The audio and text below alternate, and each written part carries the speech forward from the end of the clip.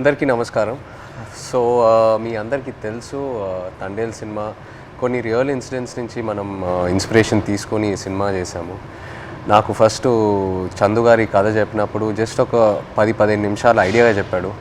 ఆ తర్వాత నేను శ్రీకాకుళంకి వెళ్ళి మత్స్యలేశంకి వెళ్ళి 22 మంది ఎవరైతే ఉన్నారో మత్స్యకారాలు వాళ్ళ నుంచి ఈ ఇన్సిడెంట్స్ బేస్ చేసుకొని సినిమా తీసామో వాళ్ళని వెళ్ళి కలవటం జరిగింది. సో కొంతమంది వాళ్ళు మనతో ఉన్నారు ఇక్కడ, మొన్న ఈవెంట్కి వచ్చారు హైదరాబాద్కి, and I'm happy to have them here. So వాళ్ళతో మాట్లాడి ఇంకా కొన్ని విషయాలు తెలుసుకుందాం. Hello, hi. సో అప్పుడు నాకు మీరు చెప్పింది ఏంటంటే మామూలుగా మీరు శ్రీకాకుళం నుంచి గుజరాత్ వరకు వెళ్ళి గుజరాత్లో అక్కడ బోట్లు తీసుకొని ఒక 9 నెలలు అలా సముద్రంలో అక్కడే ఏట పూర్తి చేసి మళ్ళీ తిరిగి మత్స్యలేశంకి వస్తారని. ఎందుకు గుజరాత్ వరకు ఎందుకు వెళ్తారు? అంటే మామూలుగా గుజరాత్ వరకు ఎందుకు వెళ్తున్నాం అంటే కారణం ఏంటంటే ఇక్కడ మనకి జిట్టీలు అందుబాటులో లేవు. ఓకే. అంటే ఇక్కడ ఏటకి వెళ్తుంటే అలలు పెద్ద కెరటాలు ఇరిగేస్తుంటాయి. దాని బోట్ల కింద ఉండిపోయి ప్రాణాలు కోల్పోతున్నాం. అయితే గుజరాత్లో ప్రతి 20 కిలోమీటర్లకి జట్టీలు ఉంటాయి అక్కడ. ఓకే. అందుకనే ఉపాధి ఉంటుందని వెళ్ళిపోతున్నాం అక్కడ. ఓకే. జీవనోపాధి కష్టపడ్డానికి వెళ్ళిపోతున్నాం. సో మీరు ఒకసారి అక్కడికి వెళ్ళాక ఒక నెల రోజులు సముద్రంలోనే ఉంటారా? ఒకసారి బోట్ తీసుకున్న తర్వాత నెల రోజులు సముద్రంలోనే ఉంటారు? నెల రోజులు ఉంటాం. లేకపోతే మీకు కంప్లీట్గా బోట్ డెక్ ఫుల్ అయిన తర్వాత తిరిగి వస్తారా? అది సముద్రంలో ఏటకి వెళ్తాం. చేపలు ఎక్కి పట్టిందంటే 20 రోజులకు వచ్చేస్తుంటాం. అంటే ఐస్ అంటారు కదా, ఐస్ అయిపోయిందంటే వచ్చేస్తాం. ఓకే. చేపలు ఎక్కి దొరికితే ముందు వచ్చేస్తాం. దొరకలేదంటే అక్కడక్కడ పట్టుకుంటూ నెంబర్లు కొట్టుకుంటూ ఎత్తుకుంటూ పట్టుకుంటాం. కొద్దిగా లేట్ అవుతుంది. చేపలు దొరికామంటే హ్యాంగ్ వచ్చేస్తుంది జట్టి. ఓకే. అండ్ మీరు అక్కడ సముద్రంలో ఉన్నప్పుడు సెల్ ఫోన్ కనెక్షను, ఇంటోతో మాట్లాడాలనుకున్నా, పిల్లలతో మాట్లాడాలనుకున్నా అలాంటి అవ్వదు. ఏ కనెక్షన్ ఉండదు? అవ్వదు. దగ్గరలో అవ్వద్దు. అంటే గుజరాత్ వేరే వాళ్ళు ఉంది కదా పోలవరం దగ్గర, దాని నెంబర్ కొడతాం. ఒక 200 కిలోమీటర్లు ఉందనుకో, ఆ స్టీరింగ్ పట్టుకుంటూ వస్తాం. దగ్గరలో ఒక 20-30 కిలోమీటర్లు టవర్ వస్తుంది మాకు. అప్పుడు పైన స్లాబ్ మీదకి వెళ్ళడం, చూడడం, టవర్ రావడం, మాట్లాడడం. ఒక్కొక్కసారి కట్ అయిపోద్ది, 2 ముక్కలు మాట్లాడడం, మళ్ళీ చేయడం, అలా ప్రయత్నిస్తుంటాం. అలాగా. ఓకే. బాగున్నారా? చాలా బాధ. పిల్లలు బాగుంటారా, ఎలా ఉన్నారు, అందరూ బాగుంటారా, అమ్మ నాన్న అట్లా ఉన్నప్పుడు అంటే ఎక్కడో చిన్న ఫీలింగ్ తట్టి ఉంటారు. తుఫాన్ అంటారు సడన్గా. గుజరాత్కి ఇలాగా టీవీలో చూస్తాం కదా, గుజరాత్కి తుఫాన్ ఉందని వస్తారు. తుఫాన్ ఎలాగుంటారు, ఎక్కడ ఏడ్ చేస్తారు అనేసి అనుకునేలోపు వీరు అక్కడ ఏది అందుబాటులో ఏ జట్టు ఉంటుంది, గోవా అవని మంగళూరు అవని ఏదో అవని, అక్కడికి వెళ్ళడము. అక్కడ బోట్ యాంకర్ అంటారు కదా, అదేసి అక్కడ ఉంటారనమాట జట్టి. అప్పుడు మాకు కాల్ చేస్తారు. అప్పుడు మాకు ధైర్యంగా ఉంటుంది, ఆ జట్టికి వస్తారు తుఫాను దొరకకంట అనేసి మాకు ధైర్యం ఉంటుంది అనమాట. మీరు రోజుకి చూస్తూనే ఉంటారు. ఎప్పుడు వస్తారు తుఫాన్ కదా, గుజరాత్లో ఎలా ఉంటారు, ఎప్పుడు జట్టికి వస్తారని చూస్తే వీళ్ళు ఫోన్ రావాలి, అమ్మాయ్యా వస్తారు అనే ఫీలింగ్ అనేది ఉంటుంది. సో మీరు ఫోన్ పక్కనే పెట్టుకుంటారా? ఫోన్ అయితే పక్కనే ఉంటుంది. తుఫాన్లు అయినప్పుడు అయితే కరెక్ట్గా వచ్చినప్పుడు ఫోన్ అయితే ఇంట్లోనే ఉంటుంది. ఎప్పుడు ఫోన్ చేస్తారో తెలియదు కదా. అదే ఏట్లో ఉన్నప్పుడు నార్మల్ టైం, తుఫాన్ లేని టైంలో ఏట్లో ఉంటారు కదా, 30 డేస్ అయ్యగల ఇంక కాల్ వస్తుంది, పక్కన పెట్టుకోండి. కాల్ 30 డేస్కొని 1 డే అవతలైనా ఇంకా టెన్షన్ అనమాట. ఎందుకు రాలేదు, ఏమైంది అని. సో టెన్షన్ అనేది వచ్చేస్తుంది అనమాట. ఒక్కొక్కసారి అయితే ఎమోషనల్ అయిపోతాం. మన సినిమాలో కూడా సాంగ్ మోంటాజెస్లో ఉంది కదా, the calendar where you'd keep. So ఆ 30 డేస్ అక్కడి నుంచే ఆ చిన్న ఆ మూమెంట్ తీసుకున్నాం మీరు చెప్పిన దాన్ని బట్టి. అంటే మన ఫిల్మ్లో కూడా ఒక సీక్వెన్స్ ఎలా పెట్టాం, ఇన్ని రోజులు అయిపోయిన తర్వాత ఎలా కొంచెం చేతులు ఉణుగుతున్నాయో తెలుసా అని. సో ఒకవేళ 30 రోజుల్లో ఫోన్ రాకపోతే అంటే అక్కడ వాళ్ళని కాంటాక్ట్ చేయడానికి ఏదైనా మీకు ఎమర్జెన్సీలా ఏదైనా నంబర్ ఉందా? ఏమీ లేదు, ఏముండదు. సేట్తో మాట్లాడాలని, సేట్లు ఉంటారు కదా వీళ్ళకి బోటుకి సంబంధించి, వాళ్ళతో మాట్లాడితే వాళ్ళ భాష మనకు తెలియదు. వాళ్ళ భాష తెలియదు కాబట్టి వాళ్ళకి మనం ఫోన్ చేయలేము. ఆ భాష వచ్చినంటే మన దగ్గర ఉంటారు. ఆ భాష వచ్చిన వాళ్ళందరూ గుజరాత్లో ఉంటారు కదా, జెంట్స్ మొత్తం గుజరాత్లో ఉంటారు. ఓన్లీ లేడీస్ ఇక్కడ ఏదో కూలి పని చేసుకొని చేపలు పట్టుకొని వెళ్ళి అమ్ముకోవడం, కానీ ఇక్కడ మా లేడీస్ ఉంటాం అంతే. మాకు ఇది తప్పించి వేరే వృత్తి అయితే రాదు, చేపల వృత్తి. ఎప్పుడైనా ఇంత ఒక దేశానికి తెలిసిపోయింది ఇలాగా 22 మంది మత్స్యకారులు దొరికిపోయారని. కానీ మళ్ళీ మేము అదే గుజరాత్కి వెళ్తాను వేట చేయడానికి తప్పదా, మాకు అదే ఉపాధి అంతే. మీకు ఎలా తెలిసింది ఆ రోజు ఎలా వాళ్ళు అక్కడ దొరికిపోయారు అనేది? నేను 7 మంత్ ప్రెగ్నెంట్ పాప అప్పుడు కడుపులో ఉంది. కూర్చున్న అలా ఫోన్ వస్తుంది, 29 days అయింది అప్పటికి. ఫోన్ వస్తుందని ఇలాగే కూర్చున్నా, మా పెద్ద పాప పక్కన పెట్టుకొని. మా అమ్మకి కానీ చెప్తానని, మీ అల్లుడు వస్తారు ఇలాగ యాడ్ నుంచి ఫోన్ చేస్తారమ్మా చెప్పిన తర్వాత సరేలేని కూర్చున్నాను. ఫోన్ రాలే. ఉదయం మార్నింగ్ 10 అయింది, వేరే వాళ్ళు ఫోన్ చేశారనమాట నా మొబైల్కి, ఇలాగా మీ ఆయన పాకిస్తాన్కి దొరికిపోయారట అనేసి. వేరే వాళ్ళంటే ఎవరు ఫోన్ చేశారు? అదే గుజరాత్ నుంచి, మా ఊరు నుంచి వలస వెళ్ళారు కదా, అక్కడి నుంచో ఒక బోటు జట్టికి వచ్చింది. వీళ్ళు దొరికిపోవడం చూసిన బోట్ అది, కలర్ చూసారు ఆ బోటులో ఉన్నోళ్ళు, మీ ఆయనకి పాకిస్తాన్లో పట్టుకుని వెళ్ళిపోయారు అని చూసిన వాళ్ళు నాకు వచ్చి ఫోన్ చేసి చెప్పారు. ఓకే.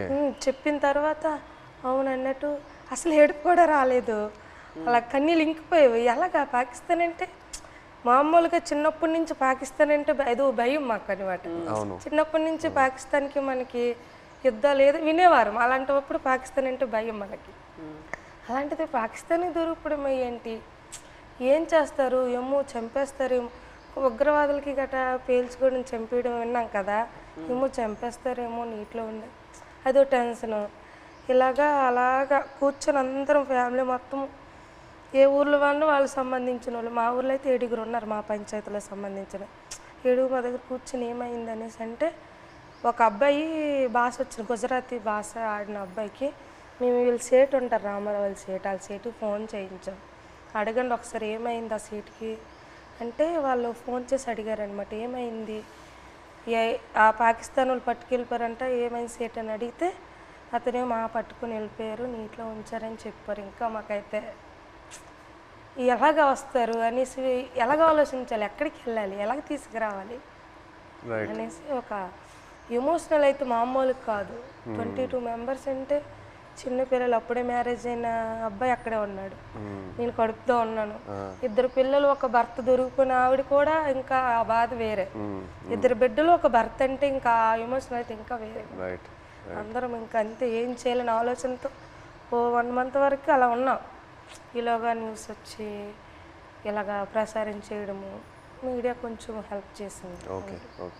మీరు ఆ పాకిస్తాన్లో ఇంతకుముందు వేరే ఎవరైనా ఇలా పాకిస్తాన్ సైడ్కి వెళ్ళి వాళ్ళు పట్టుకోవటం జరిగిందా, లేకపోతే ఫస్ట్ టైం అయినా ఇలా జరగటం? ఓకే. ఓకే. ఇప్పుడు కూడా ఉన్నారు అక్కడ? ఇప్పుడు ఉన్నారో తెలియదు కానీ మీరు అప్పుడు ఉన్నప్పుడు అక్కడ మీరు వెళ్ళి ముందే అరెస్ట్ అయ్యి ముందే ఉన్నారు అక్కడ. తీసుకెళ్ళేటప్పటికి మేము ఏడుస్తున్నాం అక్కడ. ఏడుస్తుంటే వాళ్ళు మాకు బుద్ధిరిస్తుంటారు, పళ్ళకోయండి అదేటి ఇదేటని. వాళ్ళు అన్నారు మాకే 2 సంవత్సరాలు అయింది మేము వెళ్ళట్లేదు అని మరికొద్దిగా ఏడ్చేస్తున్నాం మేము. వాళ్ళు 1.5 సంవత్సరాలు ఒక్కొక్కరు ఒక్కొక్క కారణం.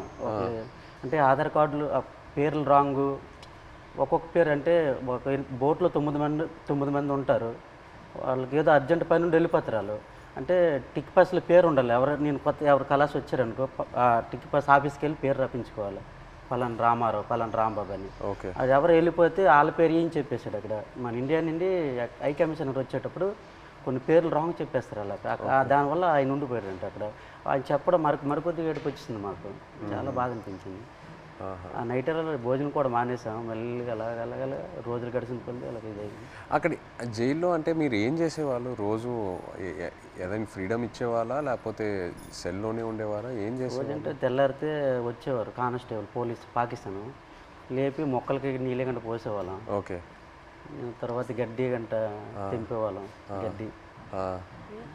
తర్వాత గార్డెనింగ్ అని వాళ్ళు పాకిస్తాన్ ఖైదీలతో నీళ్ళు జల్లిస్తారు, వాళ్ళు జల్లిస్తే కర్రకి గోనకి చుట్టేసి అలాగా అలికినట్టుగా కలాపేసినట్టు చేపిస్తారు. మాకు నీళ్ళు మోయమంటారు మాకు. ఓకే. ఆ నీళ్ళు మోస్తాం, 1-2 గంటల పని ఉంటుంది, మళ్ళీ లోపల తీసుకెళ్ళి తాళాలు వేసేస్తారు. ఇప్పుడు మీరు ఒకవేళ ఇంట్లో వాళ్ళతో మాట్లాడాలంటే ఉత్తరాల వైపే మీకు కమ్యూనికేషనా, లేకపోతే సెల్ ఫోన్తో? ఫోన్ ఏం లేదు, ఓన్లీ ఉత్తరాల వైపే. అండ్ అది పంపించడానికి ఎంతసేపు పట్టేది? మీరు ఒకసారి రాసిన తర్వాత, ఉత్తరం రాసిన తర్వాత వెళ్ళి మత్స్యలేశంకి చేరడానికి ఎంత టైం పట్టేది?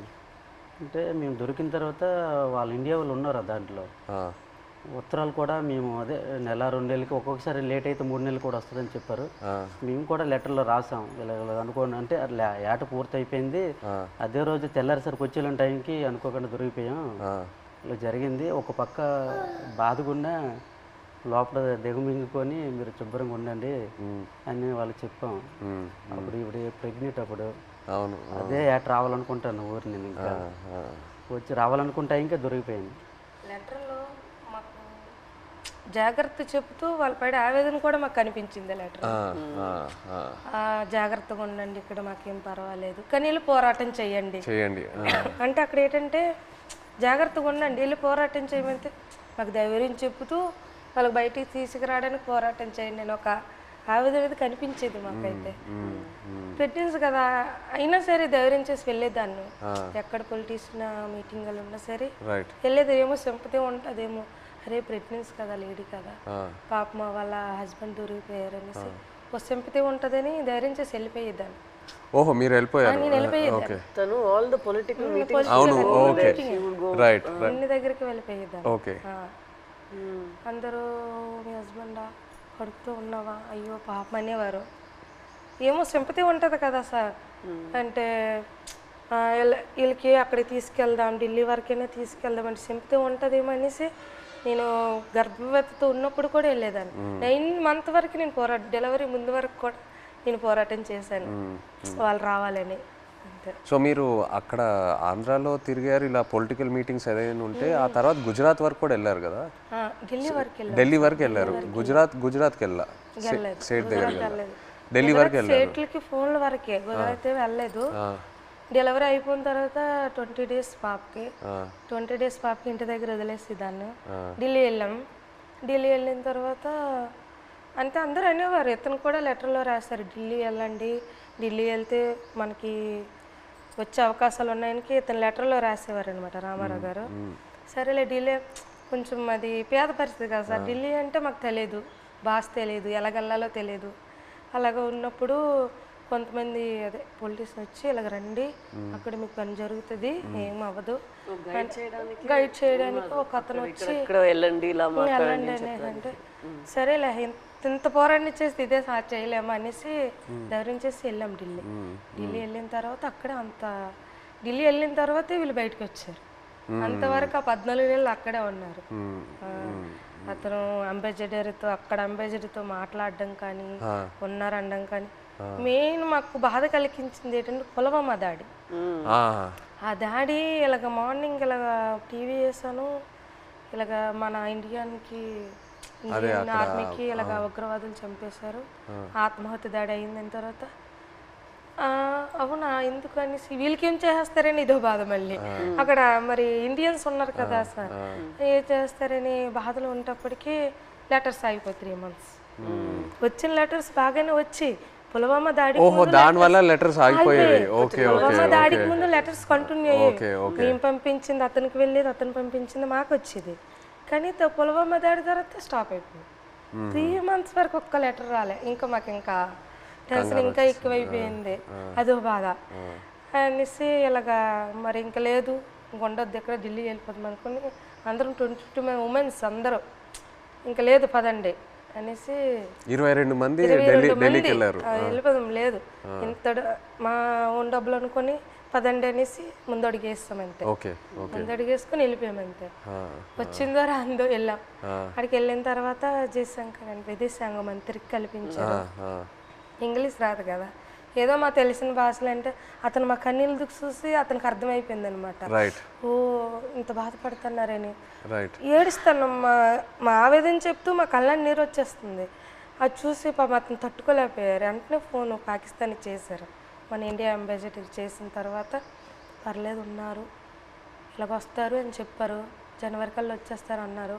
మా దగ్గర చెప్పారు జనవరి కల్లా వచ్చేస్తారు, రాకపోతే మీకే పాకిస్తాన్ నేను తీసుకెళ్తాను, నేను భరోసా ఇస్తానని మాట ఇచ్చిన తర్వాత అప్పుడు ఇంకా హ్యాపీ అంతే.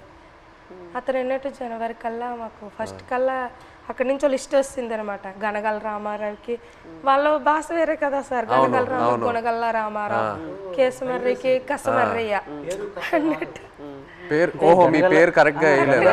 సార్ ఆ లిస్ట్ కూడా రాంగ్ వచ్చింది అనమాట. గనగల రామారావుకి గంగల్ రామారావు. సో మీరు కన్ఫ్యూజ్ అయిపోయారా ఎవరు అక్కడ ఎవరు ఉన్నారు ఏంటి?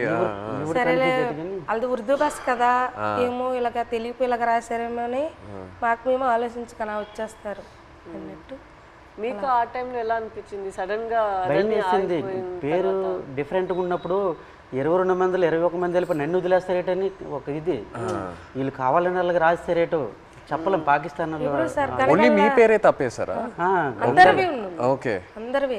అందరివి ఏదో ఒక మాది కొంతమంది అక్కడక్కడ పేరు గనగల రామారావుకి గంగల్ రామారావు వచ్చింది. గంగల్ రామారావు వస్తే మరి పేరు డిఫరెంట్ అయితే ఖచ్చితంగా వదిలేస్తారని అందరూ ఇండియా వాళ్ళు అంటుంటారు, ఇంతకుముందు ఉన్నవాళ్ళు పాత వాళ్ళు. నాకైతే రాత్రి ఇద్దరు రాలేదు. 22 మందిలో 22 నా పేరు రాకపోతే నాకు వదిలేస్తే నాకు నిద్ర పట్టట్లేదు, తినాలనిపించట్లేదు. అప్పటికే 14-15 నెలలు అయిపోయింది, సంవత్సరం దాటిపోయింది. అప్పటికి ఇలాగ అయిపోయాను, సన్నంగా అయిపోయాను. వాళ్ళు ఏదో చపాతీలో అంటే ఏదో కలుపుతారంట అక్కడ జైల్లో, అదేదో మనకి ఏదో బరువు మోయాలని మోయలేమంట, ఆవేశం వచ్చేస్తుందంట. వాళ్ళు చెప్పిన మాటలే అప్పటికే సన్నంగా అయిపోయాను. తర్వాత నోటానికి కూడా బ్లడ్ వచ్చేస్తుంది. ఏమంటే టెస్టులు చేస్తే వేడి వల్ల అన్నారు, ప్రాబ్లం లేదంటే కొద్దిగా ఆపేయకుండా ఉన్నారు.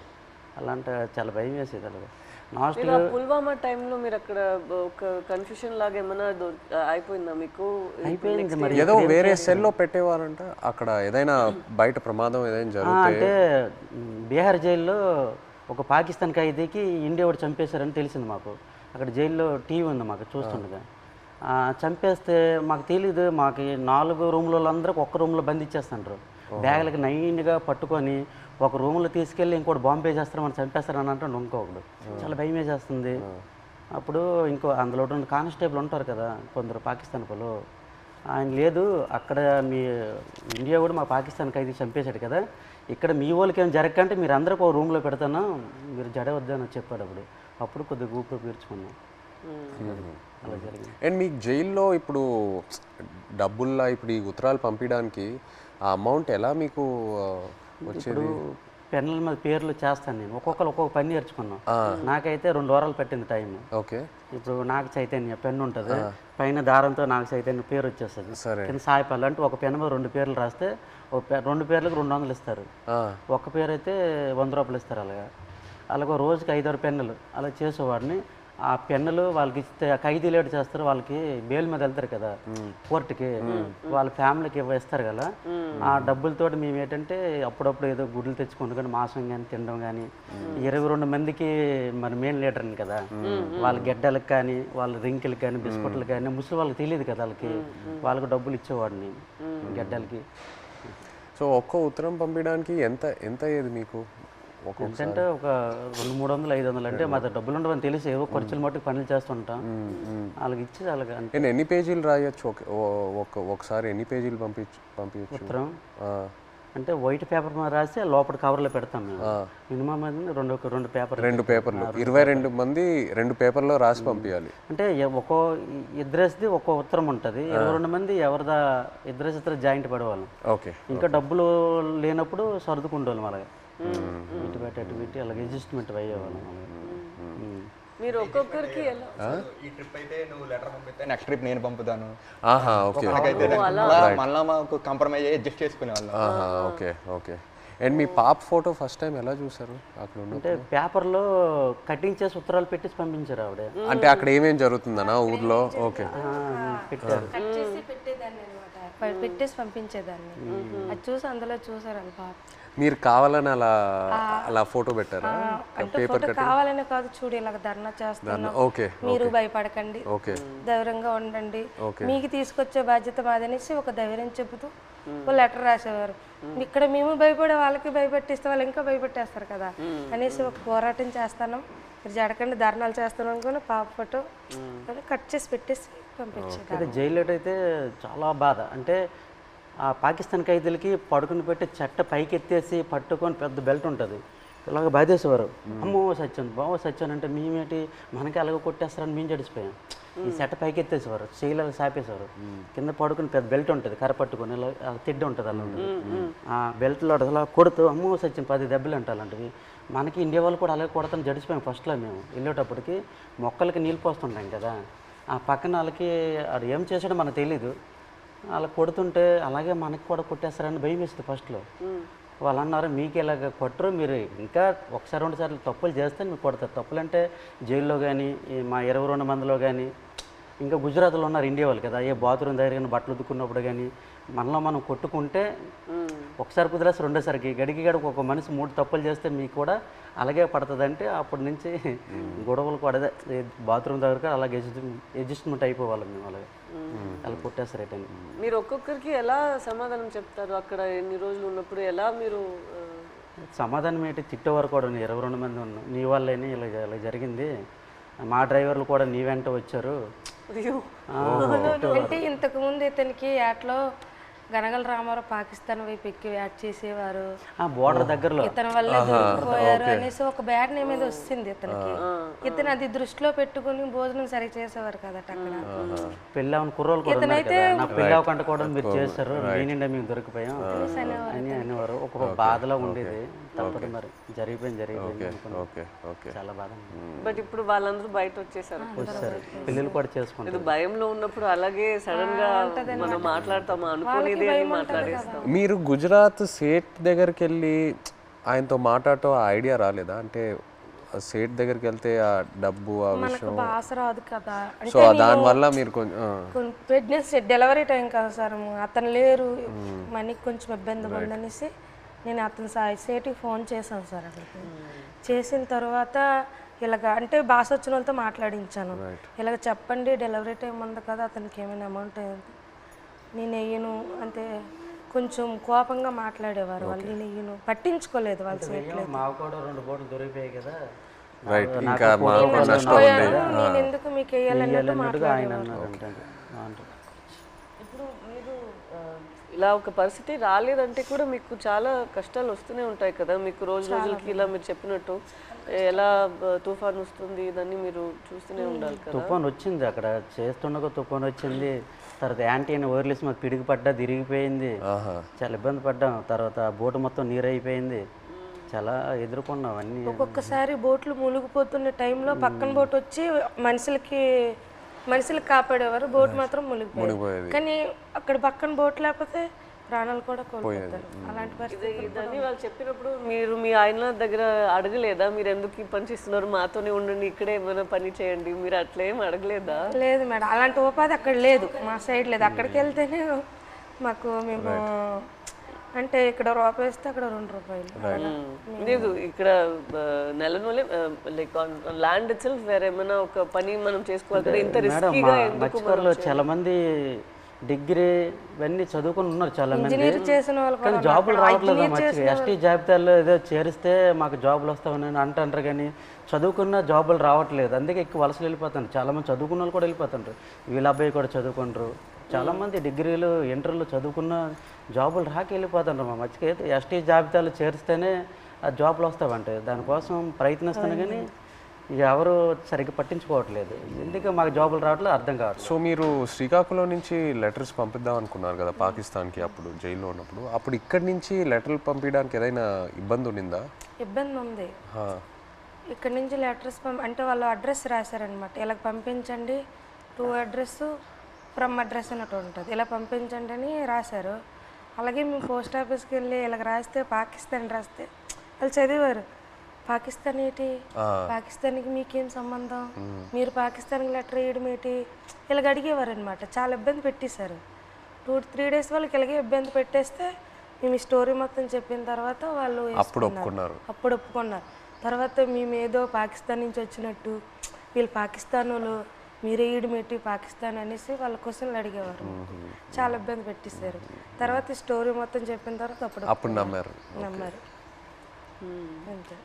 మీ ఫ్యామిలీ ఎవరు చెప్పలేదా మీకు ఇలా చేపలు పట్టుకున్న వాళ్ళని పెళ్లి చేసుకోకూడదు, ఇలాగే ఉంటుంది మీకు, ఇదన్నీ ఎందుకు, లేదంటే ఎందుకు లవ్లో పడుతున్నారు మీరు ఇలా రిస్కీ లైఫ్లో ఉన్న వాళ్ళతో, అలా ఏమి ఎవరు చెప్పలేదా? ఏదండి అదే మీరు ఎవరు చెప్పలేదా? అమ్మ నాన్న వాళ్ళు ఎవరు లేదు, ఇక్కడ ఉన్న వాళ్ళే చెప్పినా అవి లవ్లో ఉంటాం కదా, అవి కనిపించదు అనమాట. అంతే, లవ్లో ఉంటే అతనే కావాలన్నట్టు ఉంటది అంతే. ఎంత రిస్క్ అయినా పర్లేదు ఇలాగే ఉండిపోతుంది. అతనే కావాలి. మన తండేల్లో సత్య అండ్ రాజు లాగే ఒక రకంగా.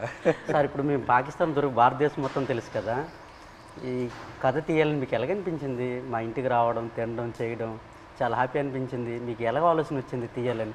ఎంతమందికి తెలుసు కదా, చాలామంది ఉన్నారు, ఎవరికి రాని ఆలోచన మీకు ఎలాగొచ్చింది? లేదు, చాలా అంటే ఫస్ట్ నాకు చందు ఈ కథ చెప్పిన తర్వాత కార్తిక్ వచ్చి నాకు ఈ ఐడియా చెప్పాడు. ఆ తర్వాత చందు నాకు నేను సినిమాలో ఇలా ఇలా ఒక స్క్రీన్ ప్లే ఇలా తీద్దాం అనుకున్నాను చెప్పిన తర్వాత బాగా ఎక్సైట్ అయ్యా.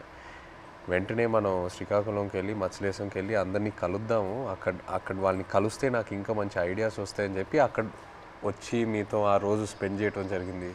ఆ తర్వాత వైజాగ్కి వెళ్ళి పోర్ట్లో మళ్ళీ సముద్రంలోకి వెళ్ళటం అదంతా జరిగింది. కానీ మిమ్మల్ని వచ్చి కలిసాక నాకు అర్థమైంది ఈ క్యారెక్టర్లో, ఈ కథలో ఇంకా ఎన్ని లేయర్స్ ఉన్నాయి, ఎన్ని కష్టాలు ఉన్నాయి, ఎన్ని హై పాయింట్స్, ఇన్స్పైరింగ్ ఎలిమెంట్స్ ఎన్నో ఉన్నాయని. సో ఇప్పుడు తండేలు అంటే దాని మీనింగ్ ముందే మీకు తెలుసా? కార్తిక్ చెప్పి లేదు, తండేలు అంటే అంతకుముందు తెలీదు. తండేలు అంటే మనకి ఈ బోట్ క్యాప్టెన్ లీడర్ అనేది ఒకసారి నాకు కథలోకి వచ్చాకే తెలిసింది, అంతకుముందు తెలియదు. మాకు అక్కడ తండేలు అంటారు గుజరాత్లో. అదే వాండర్లో మాకు తండేలు అంటే చిప్పి నడిపించే వారిని తండేలు అంటారు అక్కడ. అందుకే ట్రైలర్లో కూడా డైలాగ్ వేసాం, తండేలు అంటే ఓనరా కాదు, లీడర్. చాలా బాగా వచ్చింది సార్. అయితే సార్ అక్కడ ఎంత బాధపడ్డామో అంత హ్యాపీగా ఉంది ఈరోజు. ఎందుకంటే అది ఒక జీవితంలో గుర్తుండిపోద్ది అలాగా మా రియల్ స్టోరీ. ఇప్పుడు మేడం మీకు అంటే మేమైతే రియల్గా అన్నీ మా బాధలన్నీ తెలుసు మాకు, మేము పడే ఆవేదన. కానీ మీకు ఎప్పుడైనా షూటింగ్లో ఒక సీన్ చెప్పినప్పుడు, అదే ఎమోషనల్ సీన్ చెప్పినప్పుడు కానీ ఆ సీన్కి ఎప్పుడైనా మీరు ఎమోషనల్ అయ్యారా? అరే వీళ్ళు ఎంత బాధపడ్డారు అన్నట్టు మీకు ఎప్పుడైనా అనిపించిందా?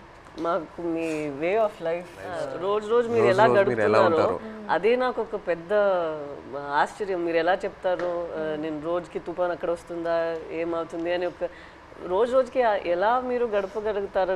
నెక్స్ట్ రోజు లేచి అది నిజ లైఫ్లో నేను అది చేయగలుగుతాను అంత నాలో ఆ శక్తి ఉందని నాకు తెలీదు. సో ఒక్కొక్కసారి అలా చేసినప్పుడు మనం ఫిల్మ్లో నాకు ఈ ఆలోచనే వస్తుంది, వీళ్ళకి ఎక్కడి నుంచి ఆ ధైర్యం వస్తుంది? ఎందుకంటే నార్మల్గానే మనం అందరికీ ఇలా ఒక పరిస్థితి వస్తుంది అని మనకు తెలీదు. అక్కడ అలా ఉన్నప్పుడు మనం ఎక్కడ వెళ్ళాలి, ఎక్కడి నుంచి షురూ చేయాలి, అక్కడి దాకా వెళ్ళాలి, వాళ్ళని ఎలా బయట తీసుకురావాలి అనేది ఒక పెద్ద మనమే మన లోపల చెప్పాలి, లేదు ఇది అయిపోతుంది మన అలా ఈ థాట్ని వదలకూడదు మధ్యలో. సో అది మీరు అందరూ ఎలా చేశారు అని ఆ థాటే నాకు ఉంది. నాకేం కష్టం అనిపించట్లేదు, బట్ మీరందరూ ఎంత కష్టం తీసుకున్నారో అదే నాకు ఆశ్చర్యం వచ్చింది అంతే. ఏ సీన్కి ఎమోషనల్ అయ్యారా మీరు? సీన్ చెప్తారు కదా ఎలాగ ఉంటుంది మూమెంట్స్, అండ్ ఏ డైలాగ్ ఎమోషనల్ అయ్యారా చెప్పేటప్పుడు అనేసి? మనం కొన్ని విషయాల్లో మీరు చెప్తున్న దాంట్లో నుంచి తీసుకున్నాము, కొన్ని విషయాల్లో మనమే ఒక డ్రామా లాగా తీసాము. సో ఆ డ్రామాలో ఎక్కడ నేను లేని సీన్స్ కొన్ని ఉన్నాయా, అక్కడ నాకు చాలా బాధ అనిపించింది. నా సీన్స్ ఏముందో అది వేరొక డ్రామాలో వెళ్తుంది, బట్ నిజంగానే ఒక రోజుకి ఎలా వాళ్ళు ఏం జీవిస్తున్నారో కొన్ని క్యారెక్టర్స్ ఉన్నారు, వాళ్ళకి జరిగిన పని, వాళ్ళు చెప్తున్న మాటలన్నీ విన్నప్పుడు నాకు అప్పుడు బాధ అనిపించింది. నాది కన్నా వాళ్ళది నేను విని చాలా బాధపడ్డాను. మీరు ఢిల్లీ వెళ్ళటం ఆ ఎపిసోడ్స్ మీరు నాకు శ్రీకాకుళంలో చెప్పినప్పుడు బాగా ఎమోషనల్గా అనిపించినాయి. మీరు ఢిల్లీకి వెళ్ళి ఎలా పోరాడారో అక్కడ. అండ్ అది కాకుండా ఇంకోటి నాకు చెప్పారు, సముద్రంలో ఉన్నప్పుడు ఒక పెద్ద షిప్ వచ్చి మీది ఒక చిన్న బోట్ అలా కొట్టుకొని అలా వెళ్ళిపోయింది కదా, అది చెప్పినప్పుడు నాకు నిజంగా చాలా ఆశ్చర్యంగా అనిపించింది. కొట్టుకొని పోయి అసలు ఆగలేదు కదా, కొట్టుకొని అలా వెళ్ళిపోయారు కదా. పెద్దది కదా. మీరందరూ అందరూ they like one community, so United. And I think మీలో ఉన్న శక్తి మీరందరూ కలిసి ఒకేలాగా ఉన్నారు కదా, లైక్ వన్ ఫ్యామిలీ. ఒక ఫ్యామిలీ అర్థమైంది, బట్ మీరు అందరి ఒకే ఫ్యామిలీ కదా. సో ఒక్కరికి ఇది జరిగిందంటే అందరికి అది జరిగినట్టే. ఏ ఫ్యామిలీకి అలా జరగకూడదు. మా ఫ్యామిలీలో ఒకేసారి దొరికిపోవడం అంటే చాలా బాధాకర విషయం. నేను డ్రైవర్ మెయిన్ తండ్రి కనుక ఆ లైన్కి బోటప్ చెప్పినట్టు మా బావగారు, తర్వాత మా ఎర్రీకి బామ్మర్దే అంటే అన్నయ్య, నేను బోట్ ఆఫ్ చెప్పాను. ఈ బోట్ ఆఫ్ చెప్పిన ఓనర్లు అంతా నా వెనక పంపించారు. ఈ రామారావు ఎక్కి చేపలు పడతాడు, ఈ నేతను వెనకెతలు వెళ్ళండి చేపలు ఎక్కి దొరికితే అనుకుని నాకు వెనకాల పంపించడం, దొరికిపోవడం చాలా బాధాకరం అనిపిస్తుంది. ఇలా జరుగుతుంది అనుకోలేదు. సో లాస్ట్ క్వశ్చన్ అంటే తండేల్ 2 ఉందా? మీరు ఆ రోజు ఈవెంట్లో ఏదో జోక్ వేశారు కదా, చెప్పండి. ఇంకోసారి పాకిస్తాన్కి దొరకాలి, అప్పుడు స్టోరీ అంటే ఒక కోరిక తండేల్ 2 ఉంటే ఖచ్చితంగా ఒక తమ్ముడుగా యాక్టింగ్ చేయాలని ఓకే రైట్. కోరిక మటుకు నెరవేర్చాలి. అయితే పాకిస్తాన్ దొరికిపోవడం దొరకవు ఈసారి. మీరు ఇంకా ఢిల్లీ అంతా వెళ్ళరా? తిరిగే శక్తి బోల్డ్ కథ ఉంది. ఇంకా అక్కడ వచ్చేసరికి ఇంకా ఇక్కడ ట్రావెల్ పడ్డాం. రైటర్ ఒక సంవత్సరం పాటు మేము వెనకాల ట్రావెల్, ప్రతిదీ తిన్నా ఏం చేశారు ఏమిటి అనేది ఒక సంవత్సరం పాటు ఫోన్ కాల్. అదే ఇక్కడ పాకిస్తాన్ వచ్చేసరికి ఇక్కడ అప్పటికి 7 సంవత్సరాలు అవుతుంది. ఇప్పుడు చాలా ఉన్నాయి కదా, ఇంకా ఇక్కడ తండేల్ 2లో కూడా ఇంకా బోల్డ్ కథ ఉంటుంది. కానీ ఈసారి ఫైట్ చేయాలంటున్నారు కదా మీరు వెళ్ళి అక్కడ నుండి ఇక్కడికి వచ్చేసరికి నేనేం చేశాను ఇంకా బోల్డ్ అని ఇంకా స్టోరీ ఉంది. ఇంకా ఖచ్చితంగా ఇది చెప్పండి మాకు. జీవితంలో ఇది గుర్తుండిపోతుంది. నచ్చిన విషయం ఏంటంటే సార్ మీరు ఉన్నారు కదా, ఆ డ్రెస్సింగ్ స్టైల్ కానీ ఎప్పుడు మీకు ఏ సినిమాలో అలా చూడలేదు. ఆ చినిగిపోయిన సెట్ కానీ ఆ డ్రెస్సింగ్ స్టైల్ కానీ అనకాపల్లిలో ఒక షూటింగ్ ఉంది కదా, అక్కడికి వచ్చాము. అక్కడ చూసి నేను షాక్ అయిపోయాను. అదే ఏ సినిమాలో చూడలే అసలు. అలా ఇమిడిపోయారు సార్ మీరైతే.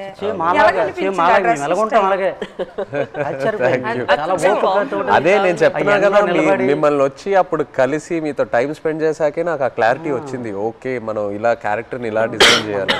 సో లాగా సేమ్ బనీలతోటి ఆ ఎండలోటి ఇవన్నీ చాలా కష్టపడ్డారు. చాలా యాంకర్ పట్టుకొని ఉన్నారు కదా ఫస్ట్ పోస్ట్ పట్టుకొని హైలైట్ అది అయితే అందరు కూడా మౌలు ముసలంతా సాయి సినిమా మేము చూడాలి. ఎవరికి ఫోన్ చేసినా అదే రింగ్ స్టోన్ బుజ్జి తల్లి. ఎవరికి ఫోన్ చేసినా రింగ్ స్టోన్ ప్రతి సెల్లకి హైలెస్ సాంగ్ ఉంది కదా, అది ఎలా హైలెస్ అది మా స్లాంగ్. అవును, ఎలా సింక్ అయింది అది అక్కడ అంటే మీ మలాలకి తెప్ప లాగేటప్పుడు వస్తారు కదా when they rowing when they pulling the net. ఇప్పుడు అది రేరు. ఇంతకు ముందు జనరేషన్ లో ఎక్కువ వాళ్ళు వచ్చినప్పుడు దీనికి మీరు తెడ్డు అంటారు కదా, కత్తావ అంటాము. ఏమంటారు? కత్తావా. ఆ కత్తావ పట్టుకుని కత్తావా అంటాం మేమైతే. అండ్ పెద్దలు వచ్చినప్పుడు ఇలాగ బోట్ వెళ్తుంది కదా, ఆ కత్తం తోటే అలా లెవెల్ చేసుకుని వచ్చి ఐలెస్ అనుకుని వచ్చి వడ్డీకి వస్తారు. అంటే ఎలా సింక్ అయింది అది, అది మాకు ఆశ్చర్యం. ఈ విషయం మన చందు మొనెటి అండ్ దేవి గారికి వాళ్ళకి క్రెడిట్ ఇవ్వాలి. రైట్, శ్రీమణి గారికి. బుజ్జి తల్లిలో ఒక పాయింట్ ఉంది, అది అయితే నాకు కదిలించింది. ఏది? ఉప్పు నీటికి ముప్పును కూడా గట్టిగా గట్టి అంటే ఎంత అలలకైనా మీరు దాటుతారు, కానీ ఒక కన్నీటి చుక్క దాటలేకపోతాడు అంతే. అక్కడైతే చాలా ఎమోషనల్ స్ట్రాంగ్. ఆ పాయింట్ అయితే నాకు పిచ్చిగా నచ్చింది, చాలా బాగుంది. Thank you so much. Actually మీరందరికీ థ్యాంక్ యూ చెప్పాలి. మీరు మాకు పూర్వ జన్మలో అదృష్టం చేసుకున్నాం. అట్లా ఏం లేదు, అట్లా ఏం లేదు. జీవిత రియల్ జరిగింది. ఇంకో ఎన్నో విషయాలు చెప్పాలి, బట్ మనకి సినిమా పరంగా ఓన్లీ 2 గంటలే ఉంది. బట్ ఇంకా ఎన్నో చెప్పాలి. ఫ్యామిలీకి ఈ కథ నచ్చిందంటే మా అదృష్టం సార్. అది బొమ్మ దద్దరెళ్ళిపోతుంది సార్. రాజులమ్మ జాతరే పొలిటీషియన్ అనడం లేదు, రాజులమ్మ జాతరే పొలిటీషియన్ అనడం లేదు, కానీ పొలిటీషియన్ చూస్తే ఇంకా బాగా ఏమో అనిపిస్తుంది మాకు. అంటే చూస్తారే వచ్చుకోరు జట్టీలు లేవు, వాళ్ళకేం తెలుస్తుందేమో ఒక నమ్మకం. ఇంకా జట్టి స్పీడ్గా అవుతుందేమో. జట్టు ఉంటే మాకు ఎలాంటి ఇబ్బందులు ఉండవు సార్. మా కోసం మత్స్యకారుల కోసం ఏదేని ఒక మంచి పని చెయ్యండి సార్. అదేనే మీకు వీలైనంత తప్పకుండా అందరి కోసం, మా కోసం అని కాదు, మత్స్యకారుల కోసం. 8 మంది హీరోలు ఉంటుండగా మీరు మా జీవితాన్ని ఎంచుకున్నారు. తప్పకుండా అది పెద్ద. మేము అనుకున్నాము రిలీజ్ ముందే మీకు ఒకసారి చూపిద్దామని, బట్ మీరు ఐ థింక్ థియేటర్ లో చూస్తే శ్రీకాకుళంలో థియేటర్ లో మీరు అందరూ వెళ్ళి చూసి ఖుషిగా అవుతుంది. నేను అనుకుంటున్నాను మీకు సినిమా నచ్చితే మాకు ఎంతో సంతోషం.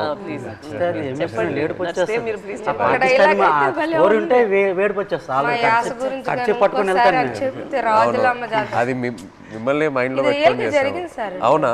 జరిగింది. ఇప్పుడు మేము చేపలు సార్, మా యాస వేరే ఉంటుంది.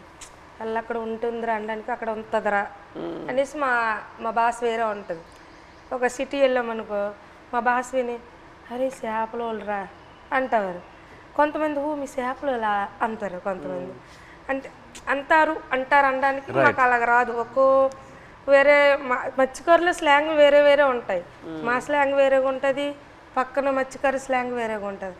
అందులో మా స్లాంగ్ అయితే ఎవరు మాట్లాడలేరేమో, కానీ మేడం గారు అయితే నాకైతే చాలా మేము మాట్లాడినట్టు మాట్లాడారు. అసలు ఇది భయం, నేను ఫుల్ టైం అదే ఆలోచిస్తాను. హైలైట్ మేడం గారు, మేము అలాగే మాట్లాడతాం. ఉంటదిరా అలాంటి వెళ్దాం రా అన్నట్టే మేడం గారు. చాలా థ్యాంక్ యూ సో మచ్. ఇది నాకు పెద్ద compliment. Thank you very much. Success meet మాత్రం శ్రీకాకుళం అది నా ప్రామిస్. సినిమా రిలీజ్ తర్వాత సక్సెస్ మీట్ కి మేము శ్రీకాకుళమే వస్తున్నాము. మచ్చలేసాం అక్కడికి వచ్చి కలిసి శ్రీకాకుళంలో సక్సెస్ మీట్ పెట్టి వెళ్తున్నాం. ఆ టైం లోపల మీ 25 మందిని కాల్ చేసి వాళ్ళని కూడా సక్సెస్ మీట్ లో వాళ్ళని కూడా అప్పుడు వచ్చేస్తే కరెక్ట్ గా ఉంటుంది. శ్రీకాకుళం నుండి కేమచ్చలేసి వస్తానరా, రమ్మంటే వస్తాం, ప్లాన్ చేస్తాం. బట్ సక్సెస్ మీట్ అయితే శ్రీకాకుళంలో చేస్తున్నాము తప్పకుండా. Okay, thank you so much. మాతో మీరు కలిసి ఇంత షేర్ చేశారు. Again thank you so much.